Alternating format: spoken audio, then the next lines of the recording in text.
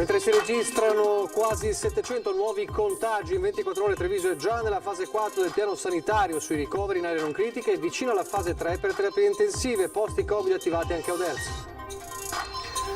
Nel frattempo l'ULSS 2 cerca infermieri per far fronte alle future criticità, ha pubblicato un bando aperto anche agli operatori già in pensione. Il Veneto sta entrando nella fase più delicata, Zaia dice ci aspetta un momento difficile entro una decina di giorni, possibili 2000 ricoveri, no a mini lockdown sia misure sanitarie territoriali. I carabinieri del Nord di Venezia denunciano 300 persone in tutto il Veneto per traffico illecito di rifiuti, sequestrati capannoni anche della Marca. Un morto e 2 feriti, tragico bilancio dell'impatto tra un camion e 2 furgoni venuto stamane lungo la 4 tra San Donà e Roncade, vittima un 38enne. Traffica dei furti negli ultimi giorni a Santa Lucia di Piave, il sindaco organizza le ronde, il racconto di una derubata, ieri sera il secondo furto in un mese, così non si può vivere.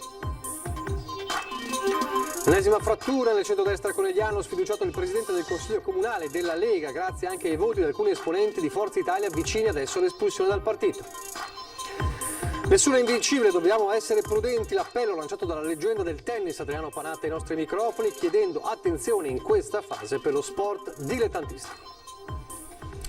Telespettatori di Antena 3, buonasera e ben ritrovati. Il telegiornale di Treviso e allora il quadro delle ultime ore della giornata delle 24 ore dei contagi in Veneto, secondo il bollettino diramato poco fa dalla Regione del Veneto, parla nella Marca trevigiana di 694 nuovi positivi nelle ultime 24 ore, quasi 700, i 165 delle ultime ore sommati ai 529 della notte, 4 i decessi ospedalieri. Informa l'ULSS 2 che si tratta di persone di età media di 80 anni, tutti con gravi patologie concomitanti. In tutto, in totale, nel Veneto 3.377 i nuovi casi positivi appunto nella nostra regione, in tutte le province. Partendo anche da questi dati, stamane il direttore generale dell'ULSS 2 Marca Trevigiana, Francesco Benazzi, ha fatto il punto della situazione nella nostra provincia, con l'ospedale di Oderzo che si attrezza per i posti letto destinati ai pazienti Covid, viene allestito un punto tamponi a Castelfranco, insomma ci si prepara a una fase delicata, anche perché Treviso è già di fatto nella sezione diciamo ricoveri in area non critica nella fase 4, è già più avanti purtroppo del Veneto che sta per arrivare nella fase 4 dei ricoveri, e anche per questo ci cerca personale infermieristico anche tra gli operatori in pensione. Infermieri cercasi, anche pensionati. Questo è quanto indicato dal bando pubblicato dall'ULSS 2 Marca Trevigiana, che per esigenze di personale che potrebbero manifestarsi causa Covid potrà così attingere ad un elenco di personale già formato, disposto a prestare attività in libera professione con retribuzione oraria di 30 euro. Il tutto alla luce della panoramica della situazione di stress in cui versano le strutture ospedaliere. Treviso compare in fase 4 per i ricoveri e gradualmente sta raggiungendo la fase 3 relativa alle terapie intensive. All'oggi noi abbiamo 289 posti letto a Treviso occupati da Covid.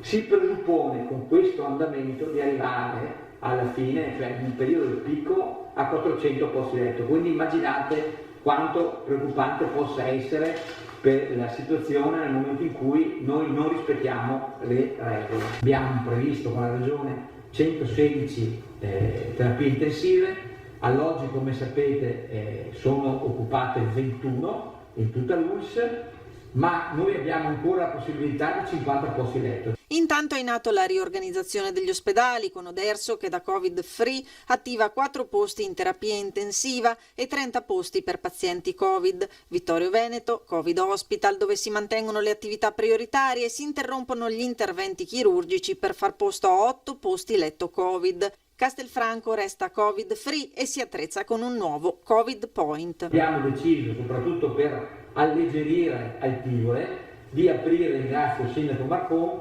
un ulteriore punto Covid a Castelfranco Veneto.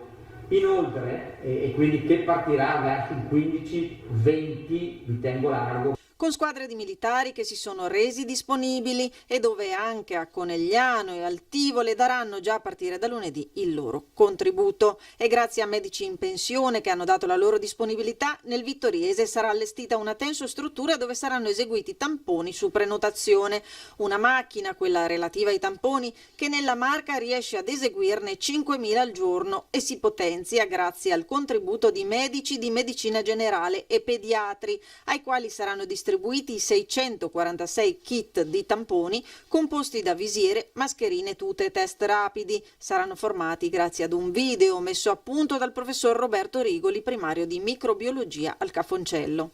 Infine la panoramica sui tamponi e i contagi che ha messo in evidenza attualmente 253 classi scolastiche sotto tensione. Ciò vale a dire che sui circa 49.000 tamponi effettuati sugli studenti è risultato positivo solo il 2,73%. E il dato sui centri servizi anziani non autosufficienti parla di 103 operatori e 160 ospiti positivi. L'invito da parte del direttore dell'ULSS Benazzi resta il medesimo: non abbassare la guardia, il virus colpisce anche giovani e senza patologie.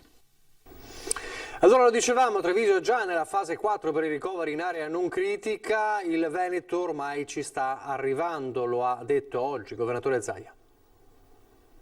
Noi fondamentalmente con mezzo piede siamo dentro la fase 4, il che vuol dire che siamo nella fase di massima turbolenza, di massima tensione per quanto riguarda gli ospedali. Con i contagi che continuano a crescere, la pressione sugli ospedali del Veneto sta entrando nella fase più difficile. Il presidente della regione nel quotidiano Appuntamento illustra le proiezioni per i prossimi giorni che prevedono un'occupazione di 250-300 posti letto nelle terapie intensive. Il Veneto, alcune province lo sono già, sta entrando nella fase più critica sia per i ricoveri nei reparti che per le terapie intensive, anche se il tasso di occupazione di queste ultime, il 16%, è molto inferiore a quello di altre regioni. La situazione è comunque di notevole difficoltà. Fase 4 per noi significa dare un ulteriore giro di vite, purtroppo, alla sanità del Veneto per trovare i letti. Non è escluso che si possa galoppare verso le 1.500, verso il 1.500 sicuramente, 1.800-2.000 persone ricoverate nel giro dei prossimi 10 giorni. In questo momento, prosegue Zaia, il vero tema è quello dell'emergenza ospedaliera. Noi siamo in grossa difficoltà e siccome non vogliamo ricoverare i pazienti nei lettini lungo i corridoi, cerchiamo per quanto possibile fino all'ultimo di garantire un letto in un reparto che ovviamente avrà ceduto i letti a favore di Covid.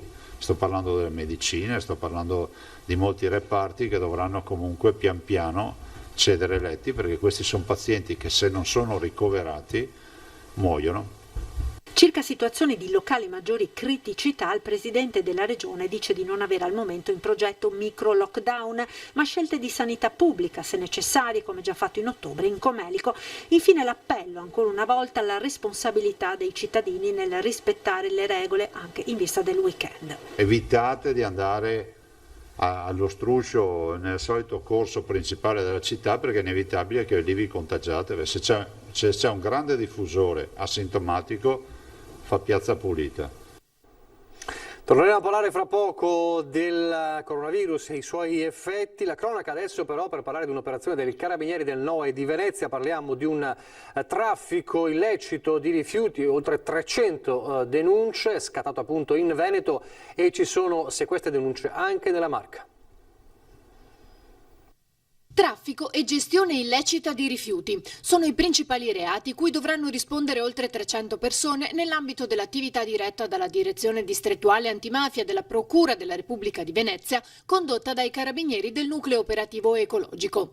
Le indagini, avviate a fine 2016 dopo il sequestro di un capannone pieno di rifiuti ad Albignasego nel Padovano, hanno portato a scoprire l'attività di un gruppo di persone che cercava capannoni o aree esterne da utilizzare per lo stoccaggio illecito, e realizzare vere e proprie discariche abusive.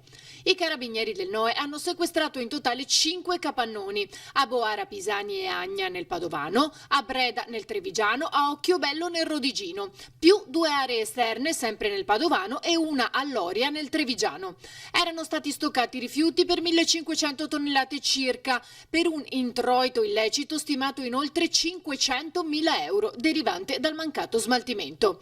Le indagini hanno portato ad identificare 8 persone italiane, tra cui 5 residenti in Veneto, dedite alla gestione del traffico illecito di rifiuti attraverso 2 società costituite ad hoc, una ad Albignasego, l'altra a Modena, che senza autorizzazione provvedevano al ritiro dei rifiuti presso aziende artigianali della Campania o della Toscana, ricevendo la somma di denaro pattuita per poi in realtà non procedere allo smaltimento. È stata inoltre accertata la responsabilità di 306 titolari di altrettante ditte relativamente alla gestione illecita di rifiuti. E poi l'ennesima purtroppo vittima in A4 stamane, l'altezza del comune trevigiano di Monastier, si tratta di un 38enne cittadino slovacco. Ennesima tragedia in autostrada dove un uomo 38enne di nazionalità slovacca ha perso la vita e 2 persone sono rimaste ferite. Si tratta di un doppio incidente avvenuto stamane verso le 6:15 in A4 tra i caselli di San Donà e Meolo Roncade in direzione Venezia. Un camion e 2 furgoni, i mezzi coinvolti. Sono intervenuti i vigili del fuoco da San Donà e da Mestre con 3 automezzi, tra cui l'autogru. Dopo aver messo in sicurezza i veicoli coinvolti sono iniziate le difficili operazioni per estrarre l'uomo rimasto incastrato nel posto di guida del suo furgone rovesciato nell'impatto. L'uomo, insieme all'altro ferito già uscito dal furgone, è stato preso in cura dal personale del SUEM. Non c'è stato nulla da fare invece per la terza persona coinvolta. I sanitari non hanno potuto far altro che dichiararne il decesso. Le operazioni di soccorso e messa in sicurezza sono durate circa 1 ora e mezza. Sul posto la Polstrada che ha eseguito i rilievi per ricostruire la dinamica dell'incidente. Torniamo al coronavirus, al Covid e ai suoi effetti e agli effetti anche del DPCM. Da oggi, per quanto riguarda la scuola, non solo l'obbligo della mascherina anche al banco per i bimbi delle elementari, ma anche la didattica a distanza al 100% per le scuole superiori, una modalità che però rischia di lasciare indietro migliaia di ragazzi che non dispongono a casa di PC oppure di collegamento internet. Nostro malgrado ci dobbiamo adeguare a questo.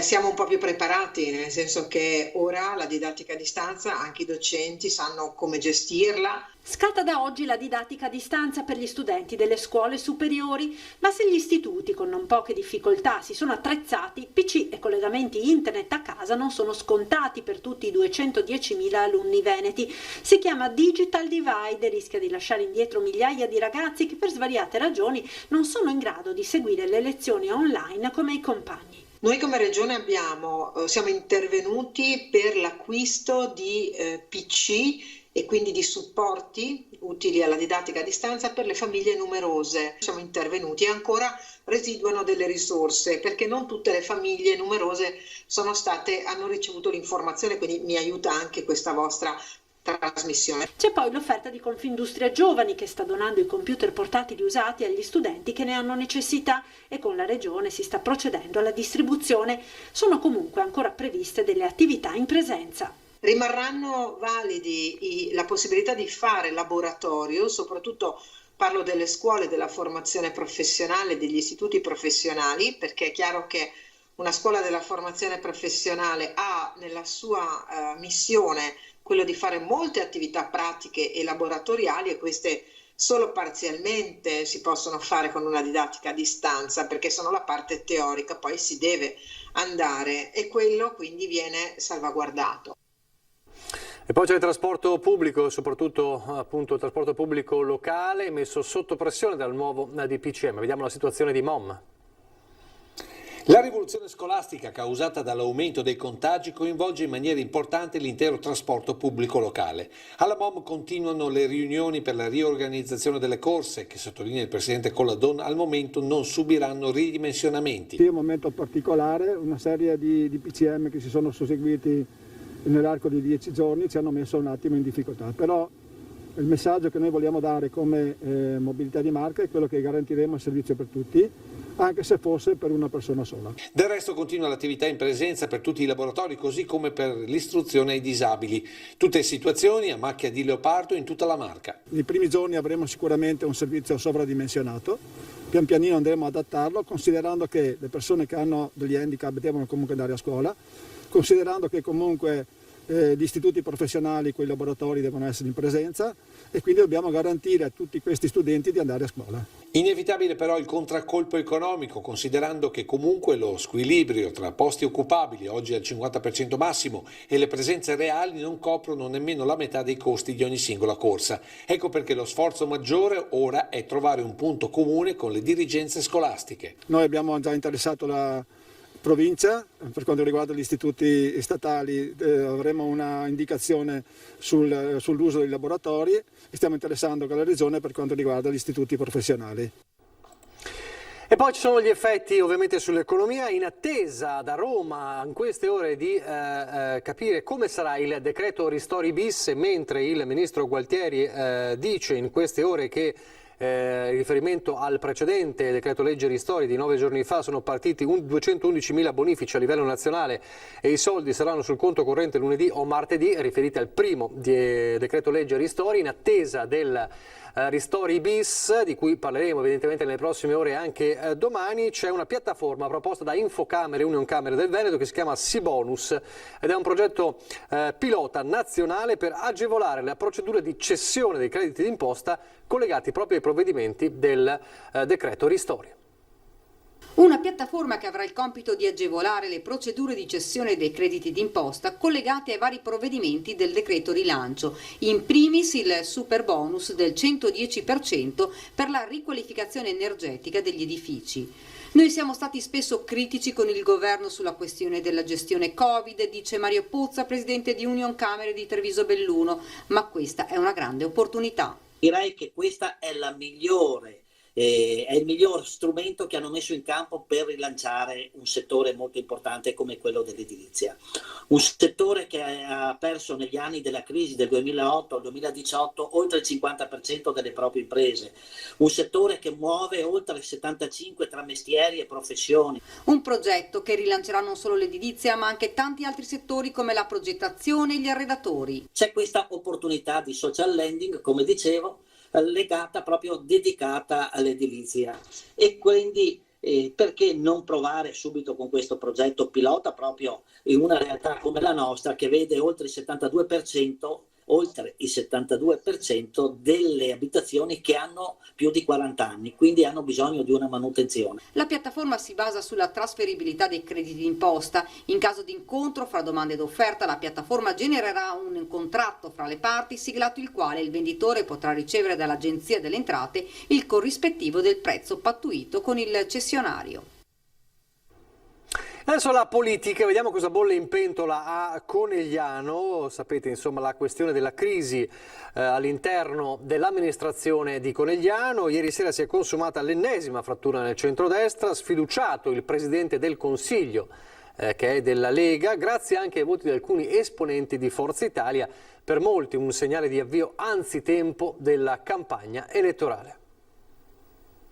La lettera credo che Regionabile l'abbia già spedita per espellere questi dissidenti, anche perché fare una mossa del genere in un momento come questo credo davvero sia la follia umana. Tuona l'onorevole di Forza Italia, ma intanto da ieri sera il Presidente del Consiglio Comunale non è più Giovanni Bernardelli del centrodestra.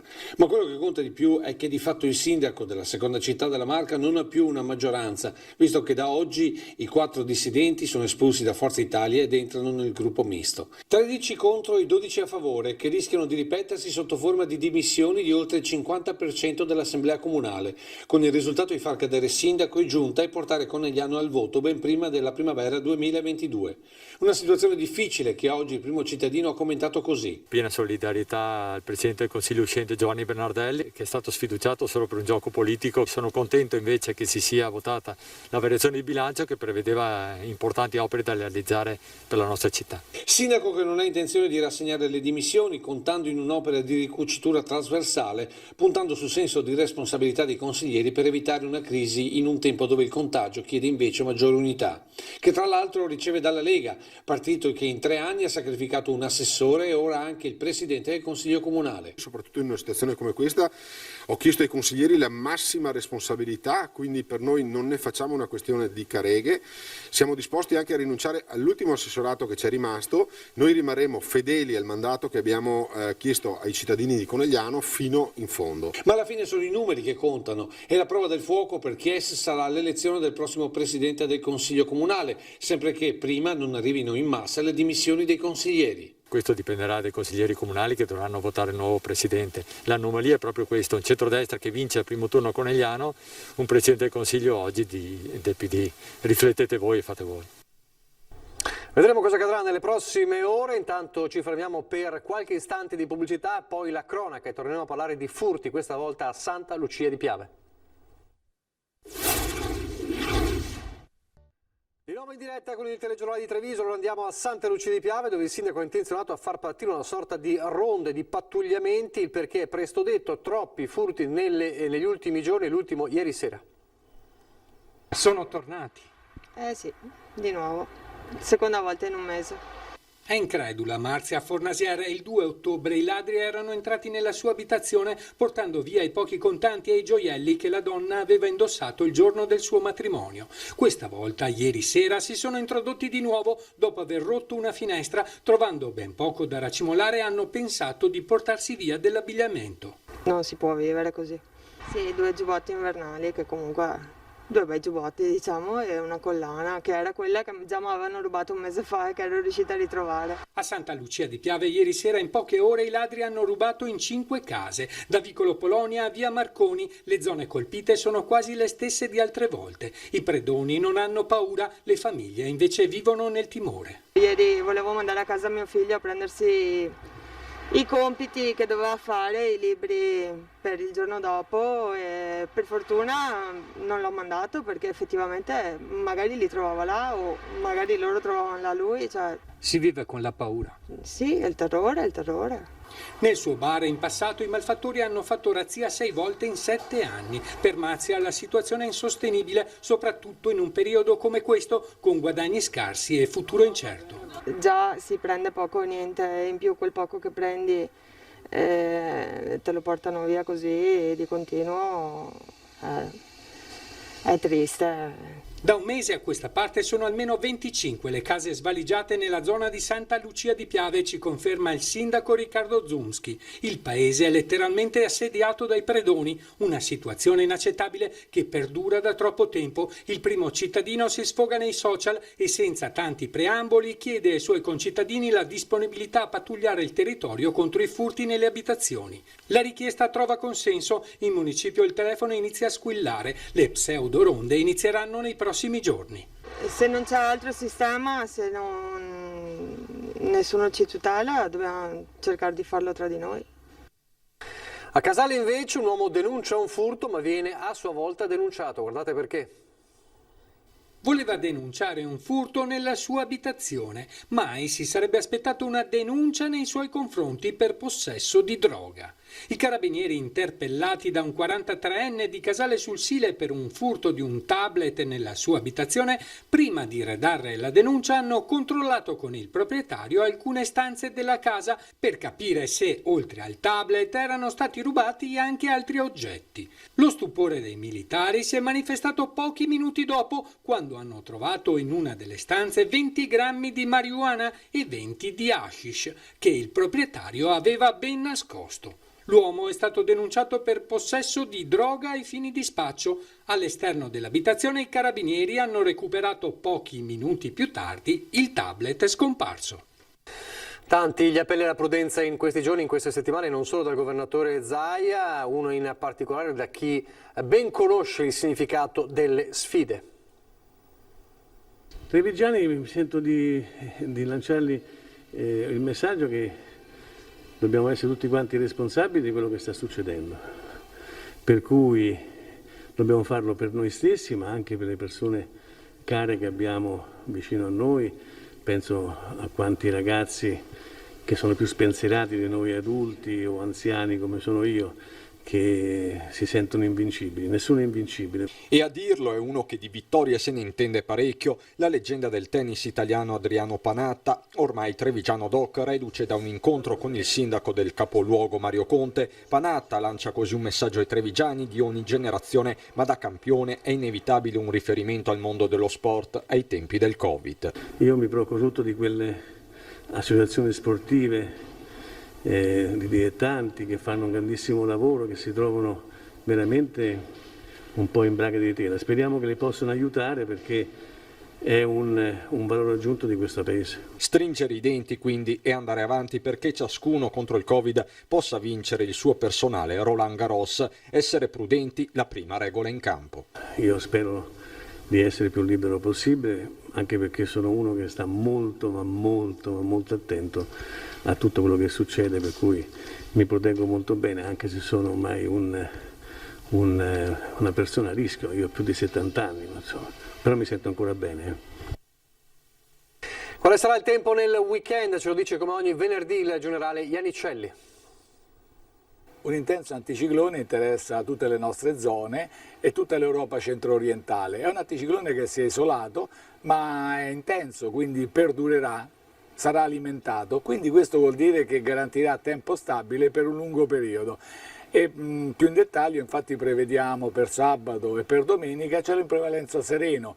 Diciamo per domenica la mattina potremmo avere la formazione di qualche banco di nebbia che poi si dissolverà velocemente, ma ripeto, un tempo stabile che poi ci accompagnerà, salvo il problema di qualche nebbia nelle prime ore del mattino in pianura, ci accompagnerà per tutta la prossima settimana. Quindi anche quest'anno è fatta salva la tradizione che vuole un'estate di San Martino, un ritorno di quasi una bella stagione. Con questa situazione i venti sono molto deboli, di direzione variabile, le temperature si mantengono nella media, anzi qualcosa di più per quanto riguarda i valori massimi, che raggiungono anche i 17-18 gradi, i valori minimi tra i 6 e gli 8 gradi. L'Alta Adriatica è previsto quasi calmo, poco mosso. È tutto. E adesso le notizie dal Bellunese. E ripartiamo ovviamente dal coronavirus, 201 i nuovi positivi in 24 ore nel Bellunese, il punto stamane del direttore dell'ULSS 1 Dolomiti.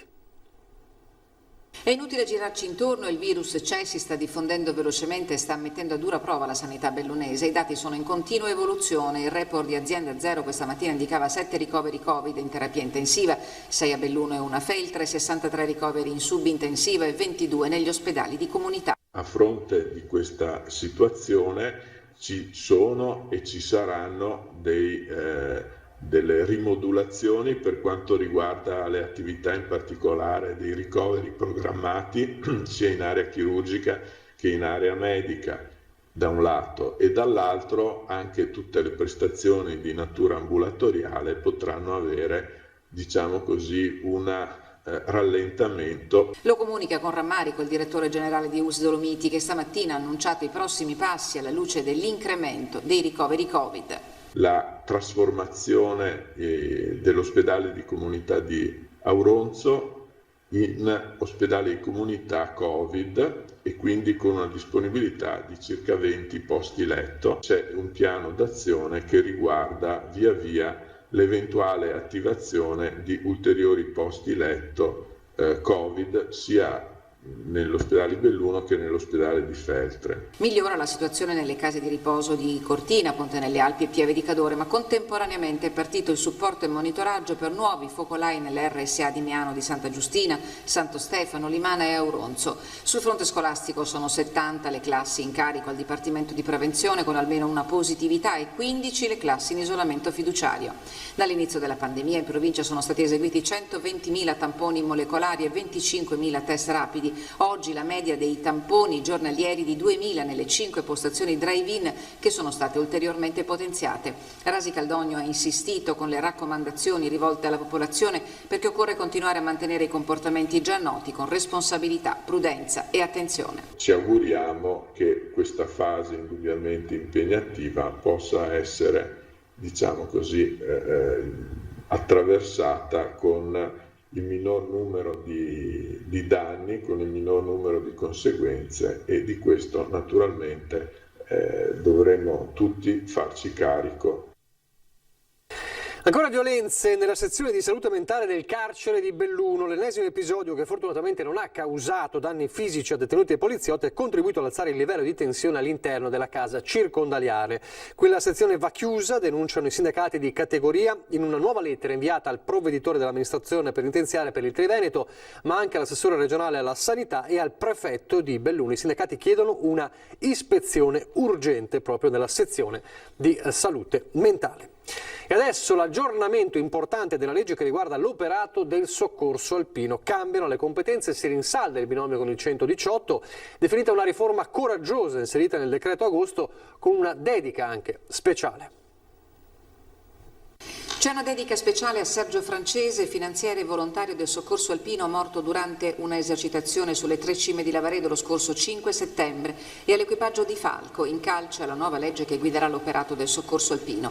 Anche loro facevano parte dell'esercito di 893.000 volontari che in 65 anni di storia si sono mossi per tutelare e salvare la vita altrui mettendo a rischio la propria e che da anni rivendicavano la modifica delle norme di riferimento, oggi finalmente realtà. L'hanno spiegato in videoconferenza nazionale i vertici del soccorso alpino e speleologico assieme al ministro Federico D'Inca, a cui è stato rivolto un ringraziamento per aver guidato un lavoro di squadra importante che riconosce l'impegno di un corpo, fiore all'occhiello del nostro paese, invidiato in tutta Europa. La competenza del coordinamento passa al soccorso alpino, cioè il ruolo più definito del soccorso alpino, del soccorso alpino e speleologico in alcuni ambiti. Gli elementi di novità esplicitano il valore dell'attività del soccorso alpino, 10.000 interventi nel 2019 su tutto il territorio nazionale, 908 in Veneto, per un totale di circa 42.000 persone soccorse e 28.500 giornate uomo. Abbiamo creato delle centrali operative aperte al nostro interno 365 giorni all'anno, H24. Questo ovviamente deve essere finanziato perché ha dei costi notevoli. Ecco, l'ultima parte appunto di questa nuova legge di conversione è il riconoscimento anche economico per 3 anni, a partire da quest'anno, di una cifra che a noi serve assai. 750.000 euro le risorse per il triennio, comprensive delle quote per le assicurazioni obbligatorie e per gli indennizi che riconoscono un compenso alle figure tecniche. Una riforma coraggiosa, l'ha definita Fabio Bristot della Direzione Nazionale del Soccorso Alpino.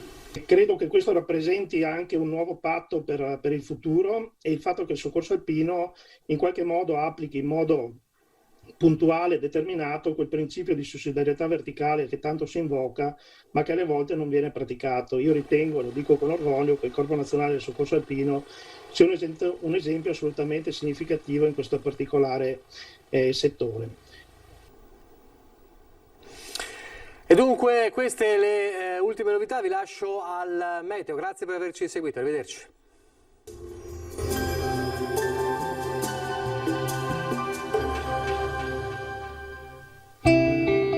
Il cuore vive finché ha qualcosa da amare, così come il fuoco avrà qualcosa da bruciare.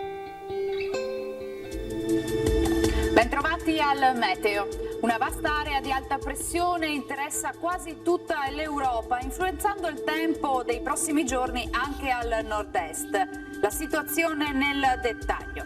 Sul Veneto nelle ore più fredde saranno possibili alcune foschie o nebbie in pianura, nonché sui fondovalle, ma in rapido dissolvimento. La nostra grafica ci mostra che sarà tutto sommato una giornata decisamente soleggiata con cielo per lo più sereno. Temperature stazionarie minime fino a 9 gradi, valori massimi compresi invece tra i 15 e i 17 gradi all'incirca. Ci spostiamo ora sul Friuli Venezia Giulia, dove non cambia lo scenario, anche qui avremo una splendida giornata all'insegna del sole, cielo sereno o velato. Temperature minime tra 6 e 11 gradi, massime sui 17-19 gradi. Situazione simile infine anche sul Trentino Alto Adige, con tanto sole vedete su tutti i settori, non sono attese piogge particolarmente degne di nota. Temperature minime sui 5-6 gradi, massime sui 17 all'incirca. Dal meteo per ora è tutto, io vi auguro un buon proseguimento in compagnia di Antenna 3.